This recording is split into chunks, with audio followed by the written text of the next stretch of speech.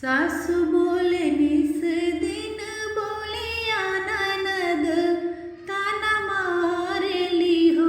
हे रामा कवनी का रमवा से चूक ललन नाही पाइला हो।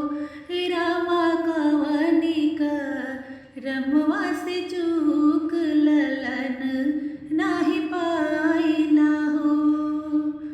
पेड़वा पे बोलेला सुगनवा मधुर बोलिया बोलेला हो। पेड़वा पे बोलेला सुगनवा मधुर बोलिया बोलेला हो। हे रानी मातु ताके घरी आइलू करमवा से चुकलू न हो। हे रानी मातु ताके घरी आइलू करमवा से चुकलू न हो। कैलू न सासू के सेवा जेठनिया से झगड़लू हो। कैलू न सासू के सेवा जेठनिया से झगड़लू हो। हे रानी दुआरे से भेजलू भिखरिया ललन कैसे पाइबू न हो। हे रानी दुआरे से भेजलू भिखरिया ललन कैसे पाइबू न हो। सुगना तू बोलिया सुनाओ ना हमें समझाओ न हो। सुगना तू बोलिया सुनाओ ना हमें समझाओ न हो। सुगनाया बहू से जतन बताओ ललन मुख देखती हो। सुगनाया बहू से जतन बताओ ललन मुख देखत हो। होते सबेर ही नहाइहा सूरज पैया पड़ी हन हो।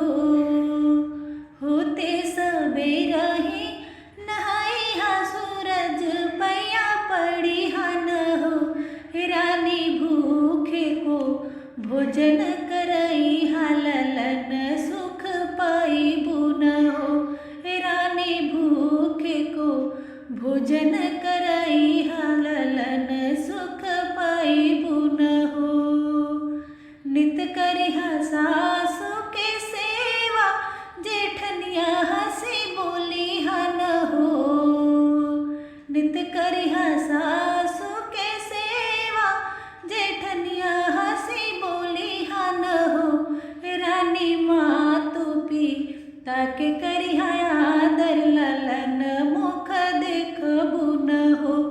रानी मातु ताके करिहा आदर ललन मुख देखबू न हो। मानी रानी सुगना के बचनिया सूरज पैया लागेली हो। मानी रानी सुगना के बचनिया सूरज पैया लागेली हो। रानी रही के बरत रविवार ललन मुख देखली हो। रानी रही के बरत रविवार ललन मुख देखली हो। कैली रानी सासू के सेवा जेठनिया हंसी बोलेली हो।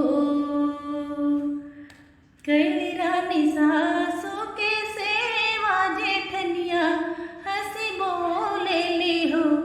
बहिनी मातु ताके कैलिया आदर ललन घर जन मेला हो। बहिनी मातु ताके कैलिया आदर ललन घर जन मेला हो।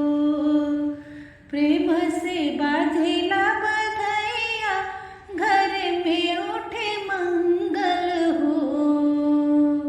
प्रेम से बाजेला बधैया घर में उठे मंगल हो। रानी छूटी गईले बजनी के नाम बजिन घर सोहर हो। रानी सजनी घर सो